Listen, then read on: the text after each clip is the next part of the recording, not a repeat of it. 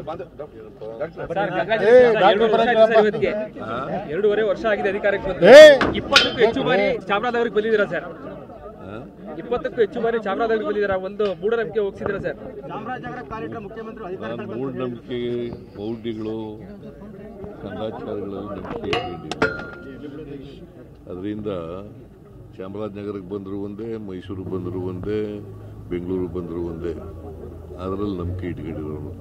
ಕರ್ನಾಟಕದ 31 ಜಿಲ್ಲೆಗಳಲ್ಲೂ ಕೂಡ ಹೋಗ್ತೇನೆ ಬರ್ತೇನೆ.